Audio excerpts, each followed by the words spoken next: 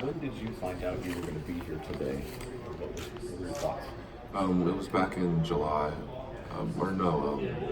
beginning of summer, May, end of May. Coach Helton let me know. My grades were kind of rocky to start off with. This is a little insider information.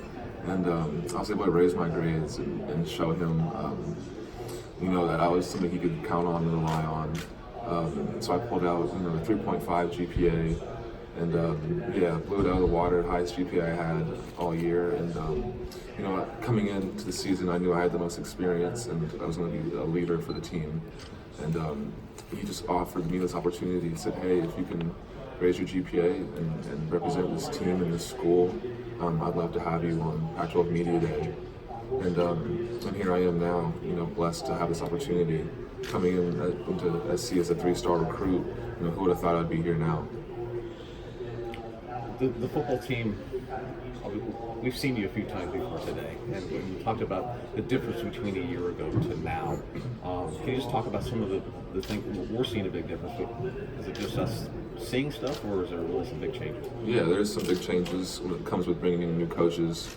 In Aaron Osmus, our strength and conditioning coach, and even our position coaches, Coach Chad K, who's been my coach. So we feel the difference. We feel the sense of urgency coming off that season. It was kind of a bit of cockiness, coming off that Cotton Bowl appearance, going into that season. We thought we had a lot of returners on defense. We thought we had this, All-American quarterback who's going to come in and sling it. And it just wasn't what we thought it was going to be, and that humbled us a lot last season. So this season we definitely have a different energy and a different mindset going into this one. What are some of the differences in the mindset? Discipline. Yeah, discipline's a big part of it. In the spring, you saw we had referees out there, making calls and checking us when we were wrong. And fixing the little things that make the big difference in the end. Just like when we have little things like having your hand on the line or being behind the line, false starts in drills with AA. Those things, pay dividends coming towards season time. Over that 12 months, it's been kind of a hectic 12 months. Yeah. The fan support hasn't been as strong as it always had been, from the time that you entered the program. How have you felt about that, just knowing that there aren't as many people going and it hasn't been quite the same? Yeah, we don't really pay any mind to that. It's players, you keep it tight with a tight-knit group, and it's really on us at the end of the day. We put cotton in our ears, and the media's going to talk, and we're in a big market in LA, and people are going to say what they want. They'll say whatever. If we have a 10-win season, they'll still hate on us. And we don't really pay any mind. It's LA. We understand what we signed up for when we chose to come to USC. So just, we take that with a chip on our shoulder and are ready for the challenge. But when it's coming from the fans, it's not just the media. It's the fans, and they're kind of voicing their displeasure or by not showing up. Does that bother you? Do you feel it? Not really, because we come out and we beat Fresno State week 1, and we get some of these wins and we get the ball rolling and we have momentum, and then they're right back in our corner again, supporting us. So it comes and it goes, and we understand that. You feel like winning would kind of cure all? Exactly, and that's why I came back. That's part of the reason why I came back is to change the narrative and flip the script and not leave on that note where we're 5-7 without a bowl game and not where SC should be, and to bring us back to where we need to be. Now that you've been here for over 4 years, was that kind of weird? I bet you probably never imagined that you'd ever even have a year like that. Yeah, it was I went through a lot of emotions. Almost one could say I was even kind of depressed and really deep down, like hurting. It takes a lot out of you, and it was a very humbling experience for that to happen. When you're used to going to bowl game and getting bowl gifts, it makes that holiday season tough. You can't bring any gifts home to your family. You don't get that extra per diem that you usually get. You're not traveling anywhere. You get tired of seeing your family all the time. Yeah. What's the best gift you got in bowl Best season? bowl gift? Ooh. I got a sound system. It's 6 Sony sound system. That was big from the Rose Bowl. And even just the hardware, the rings, we work so hard in the off season and for it to not pay off at the end of it, it really takes a lot out of you, and it's very draining. So that's what made this offseason so long, and that's what made us so hungry to get back to where we need to be this season. So that's what I'm talking about when I'm talking about that urgency, that preparedness, which is refreshing to see, which we didn't have last year, I think. You know, you made light of it a little bit right now with the gifts, but you mentioned depression. Even is that because of the losing and just the way everything went? It's everything. It's everything that's impacting you. It's the media, your friends, family. You know, giving their 2 cents into it. You know, it's hard to zone out sometimes. And as an older guy, you get kind of used to it, but you see the effect that it has on the younger players. And you kind of have to lead them and tell them, you know, everything's going to be good, and it's on us as players. You know, people, the younger guys, you know, see the coaches leaving and see kind of chaos within it, but they know that it's the players, and it's the camaraderie that we show and that we have between us. Because at the end of the day, it's on the players to win the games. You know, we're on the field, the coaches are not on the field. Is there a motivation to kind of get the fan base back? Yeah. I mean, first and foremost, we're doing it for ourselves and for each other. Sure. Yeah, and that'll come. You know, the Trojan faithful, they're resilient, and they'll support us. The real fans will support us in and out. And then you have those, you know, LA, USC fans that'll you know, kind of waver. And you know, they're probably Clipper fans now that they got Kawhi, but Yeah, like Paul George. Yeah, Paul He grew up a George. Clipper fan. I don't know if you heard that. no. Who knew? What are some of the things that your defensive line unit have been working on during this offseason to kind of get back to where you want to be? Yeah, causing turnovers, first down efficiency, creating those third and long opportunities to where we can, you know, pin our ears back and get after the passer and create those turnovers and give the ball back to our offense. What has Coach K added to your room? Coach K, he's a coach who has experience. I love KU, and I think he was great for us. You know, and he's a player who's done it before. You know what I mean, and has records at SC. So that was refreshing. What Coach Chad brings to it is coaching experience and able to see other things in the game and to build off of.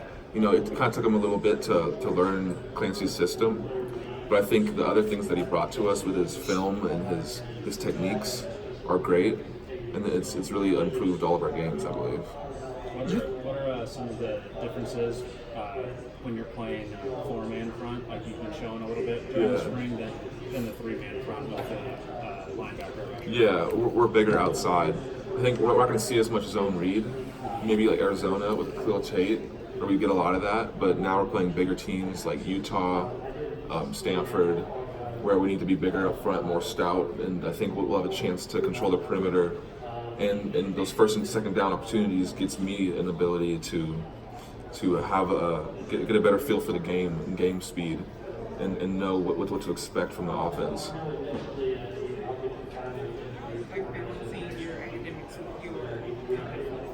Yeah, it's been a challenge. It's been a learning process. Honestly, I feel like high school was harder than college. I went to Loyola High School, which is like a college preparatory school. So the coursework seems easier, or if not the same, but just the time management is the biggest issue, like balancing football and film study and everything else that comes with it. And yeah, that's been the biggest issue, or the biggest hurdle to cross is time management. And also having a social life on top of all that. Yeah. What's your expectations for your defensive line? Defensive line, I think we're gonna have a big year. You know, up front and inside we have Marlon Tuipulotu, J2 Fele, who just came off of a freshman All-American season. So we're looking for these guys to grow. Brandon Peely, and we have a lot of experience on the outside too with Caleb Tremblay. Drake Jackson, who's new, who's young. We're looking to get a lot out of him.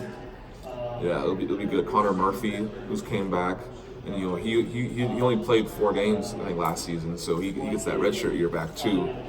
So that'll be good for him, and it's exciting to see. You know, Coach Clancy simplified the defense, so that's been big for us on the outside. Do you feel any extra pressure with the young secondary? More pressure on the front court to perform early in the season? Yeah. I mean, a little bit, but I know they'll come along with playing time. You know, Isaac Taylor Stewart, He'll be good with some playing time. I know Greg Johnson's played a couple snaps, battled injuries. Yeah, a lot of guys. Isaiah Polomau is also another guy. Chase Williams. Yeah, there's a couple guys that if they stay healthy, they'll be great. I'm not worried about that at all, really. How's the strength program impacted you the last 6 months? Well, like physically, I've put on like 7 to 8 pounds of muscle, which was kind of the hump that I was hard to get over. When I first came in to this program, I was kind of undersized, and I put on weight too fast, and it wasn't good weight, and I didn't carry it well. And now I feel like I've put on good weight, and I'm able to carry it and move at the speed that I like to move at, and move as fast as possible, which is great. And that's something my coaches challenged me on, is becoming stronger up top and more physical on top of my speed, and so that's something that Double A's definitely helped me on. There's been a lot of talk about Clancy making the defense simpler. What does that mean for you, like your position or the defensive line as a whole? Yeah, I mean, for me, I'm just playing outside for second down, and then on third down, when we're third and long, you can move me inside, and I really like my matchup, my speed against a guard on third and long, which will be good. And kind of before, you saw me kind of playing all over the place. Yeah. You know, kind of see like call me the Swiss Army knife of the defense, so that I can just do it all. But now I'm able to play just one position and hone in on my opponent and get his feel for the game and see I know what to expect and just get a familiarity. Are your run responsibilities different? Yeah, as I move throughout the line, my position or my run responsibilities change. But now I'm on the outside, so it's simpler. Is this with the whole defensive unit? Everybody, at least the defensive line, everybody kind of has a role that they're going to play, that they know that they're going to play each game. Yeah, they have a role in the blitzes and in the pressures and in our just straight fronts. As a defensive end, how do you balance opportunities where you're either maintaining your responsibility of holding the edge or something like that, and then maybe taking a chance to go after the quarterback or do something like that? What's that balance? How do you do that? Yeah, it's just I guess just reading the front and reading the offensive, the pre-snap reads. That's a big part of it. Seeing offensive tendencies, that becomes a lot in the preparation in the week prior. What have you thought of Drake Jackson? Oh, I know your mindset's probably no excuses, but I mean, you had guys that were supposed to contribute last year. Whether it's Murphy, Isaiah Polomau, Greg Johnson, they were all supposed to be playing and they went down. Yeah. How much did that just injury bug, which seems to be kind of exorbitant, how much did that affect the outcome of how the season went? Yeah, that affected us big time, and that was tough to see. It's always tough to see a player go down, and that next player up mentality does take into play. But then you kind of see guys, guys that are leaving kind of focus in on their career after college, where they're kind of hesitant to go out there and give their last on their last game, like against Notre Dame, or those games towards the end of the season. You feel like it affects the mindset when players see so many players get injured all at the same time. Yeah. Maybe it creeps into their head that I need to protect myself. Yeah, it's infectious, definitely. But yeah, me personally, I would never, but I can see how that happens, and me now as a leader, I'd want to put a stop to that and want to definitely nip that in the bud. I was going to ask you about that, about kind of your role in the locker room, because I know that you're not maybe naturally the most talkative guy, but you have to assume a greater role now. Yeah. What do you feel like needs to change? Yeah. I mean, even though I'm not the most talkative person in the locker room, I still feel like people naturally look to me in terms of a leader and look for me for advice and just for, leading by example and stuff like that. Yeah, and these young kids are 18 and 19, and I remember being that age coming in, not knowing what's what and having to redshirt, and I found my way onto the field. I was a 3-star recruit towards the bottom of the recruiting class in 2015. That was #1 recruiting class. Who would have thought I would have been in this position? And so being able to tell my teammates that and saying, hey, if one man goes down, like in the Texas game where Porter goes down, you might be asked to be called up and to perform. And what are you going to do when that moment happens? And if you're ready, that can make and break your career. What have been your impressions of Drake Jackson? It's been great. He's been great to teach, and he's really been a sponge learning up the defense. He's so naturally gifted, and yeah, you don't have to tell him too many times or correct him. He learns things pretty quickly. I mean, from our untrained guy, he looks like he could be a future star. Yeah. Do you see that? Like, does he look like a guy that, like, in 10 years you might be saying, like, I played with that guy? Yeah, I mean, hopefully he would say, like, I played with Christian Rector too. But yeah. But you get what I'm saying. Like, do you see Drake in that light, or is it too early to tell? Yeah, I mean, like, All right. yeah, he's great. I mean, he can do backflips, and yeah, he's a big kid, and he has tons of potential. Yeah. And it'll be exciting to see him develop as a player. You were talking about being 18, 19, and you can remember. What do you remember about Yeah. what you didn't know then and you thought you did maybe? Yeah, I mean, there's so much to learn about football that, like, offensively and what you're seeing that I didn't know about in high school. In high school, I just had, you use your athleticism for the most part. It's not as much technique, and that's what separates the college game and even to the NFL game is technique and consistency in your technique. Was it even a shock at first to be with these guys who were older, bigger, stronger, smarter, etc.? And Yeah, exactly. So the first thing was size. I was just undersized. So even if I knew what I was going to do, I wasn't big enough to put myself in that position. And then I think first the technique came, and I was able to learn technique, and that kind of put me in a better position. And now I have the size to go along with it, and now I'm able to just eat. how much can the juniors and seniors on a team help the freshmen get over that? And if they're not willing to do that, how does that hold the team back? Yeah, I mean, it definitely holds us back. When you look at, like, special teams and you're asking kids to come in and play and give valuable snaps when you get asked to play. Yeah, and a lot of juniors and seniors who do play, and I mean, we welcome competition all the time. Me included. I'm up for the challenge. That's what the field's for. That's why you come to SC, to compete.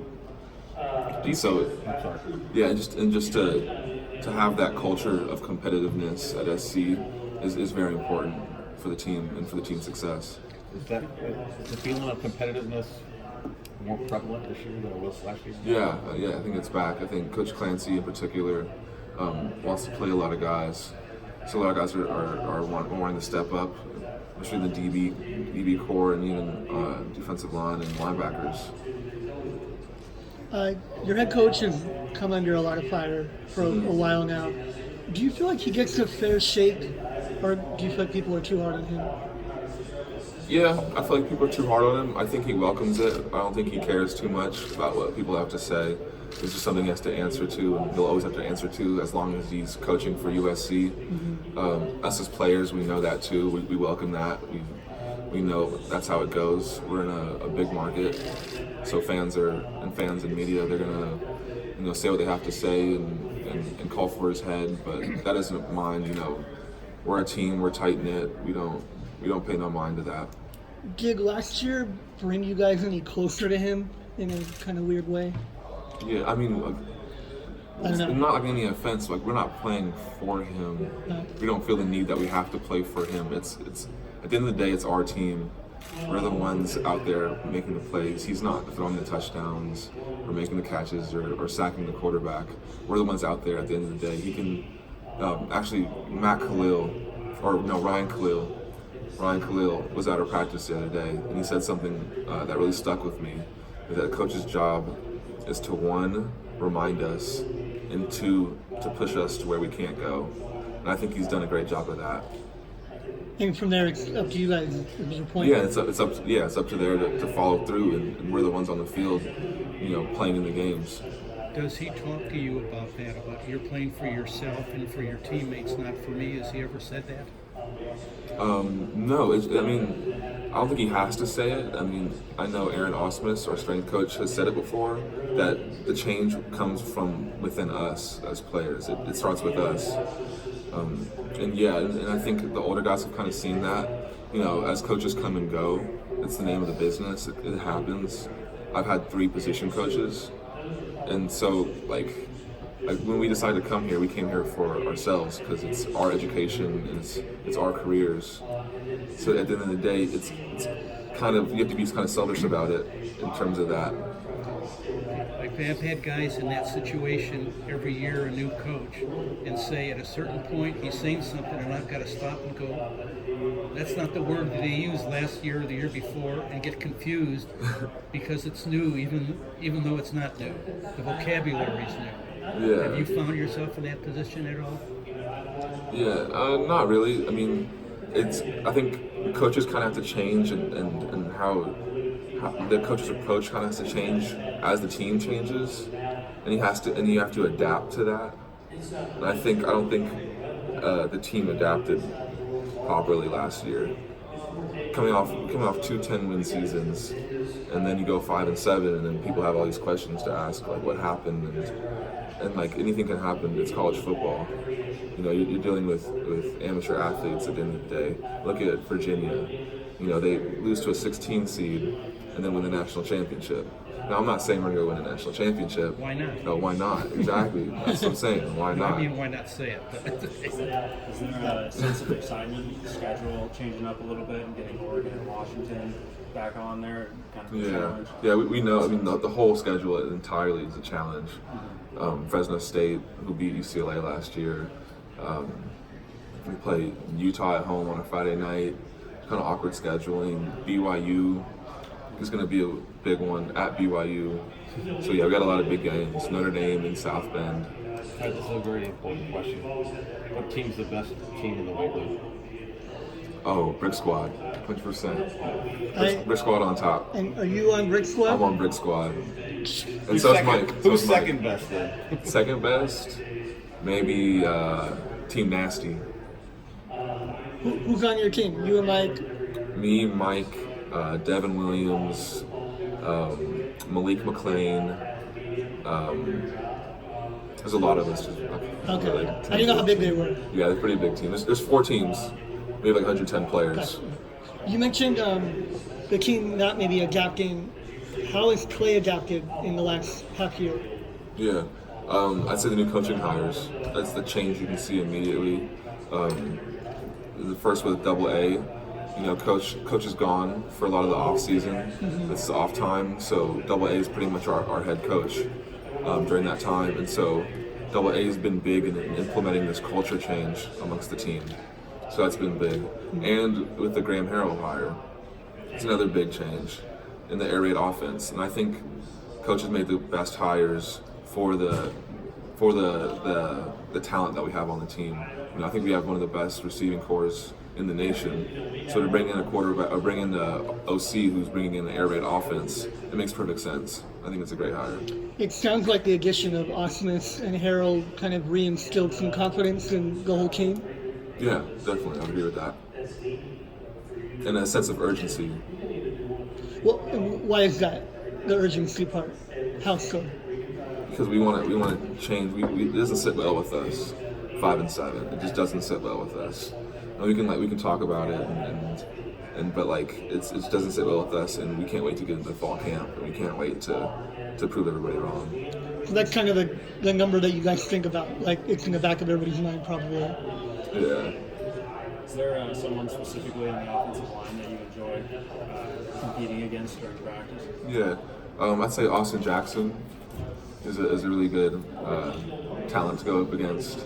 Yeah. Just like kind of a bar setter for you to let you know where you're at and things like that. Yeah, just about. Yeah.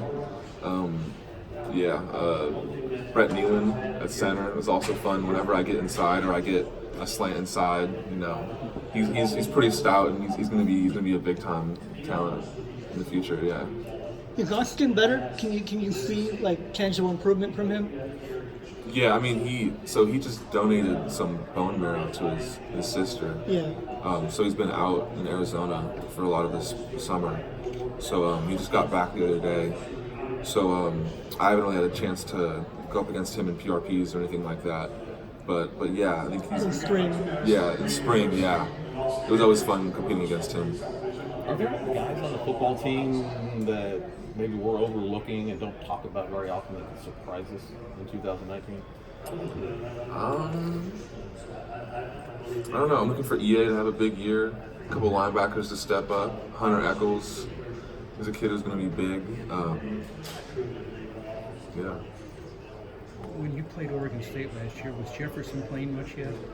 The running back. For Oregon State? Yeah. I don't remember. He might have been not in. What's it like to play against Khalil Tate when he's healthy? Oh, a healthy Khalil Tate is dangerous. You know, and he was a Heisman candidate like 2 years ago. So if he can get back into that form, that'll be scary. And they're coming back into the Coliseum, his hometown. He's from right down the street in Inglewood. So you know he's going to come out firing and looking to have a big game against us. I know he wanted to come to SC, but we probably would have put him at receiver. Because of what you guys accomplished in 2016-17, the conversation preseason, the kind of talk, Rose Bowl national title. Right now, what's the goal for the team? Like, what do you guys realistically look at? Yeah, looking to win the Pac-12 South. You know, right now you guys have Utah as the favorite. Understandable, very understandable. And then once we win the Pac-12 South, go back to back, and then win the Pac-12, face whoever in Levi Stadium, and then go from there. You know, if we do well in this tough schedule, then I think we'll be in the driver's seat, looking to get a spot in the playoffs. So you're pretty aware of that September, early, October schedule up to Notre Dame, right? Yeah. That first half. Yeah. It's a lot. It's a lot. Yeah, but we're up for the challenge. Yeah, as a team, you can't pick it or anything, but when you see it, when it actually comes out, what do you think about it when you see how front-loaded it is? I mean, that's always been ever since I've been here. Yeah. It's nothing new. Yeah. What's the biggest difference between this team and last year's team? Sense of urgency. That's what I think it is. A lot of, I think we had a little bit too much confidence going into last year's season. Coming off the Cotton Bowl appearance, I think it wasn't back. We let up and got kind of soft and we didn't keep the foot on the gas and we let it get the best of us. And then once we started losing, the ball started rolling and then it was downhill from there. And so it's a different atmosphere, a different feel. Thank you, Christian. Thank you.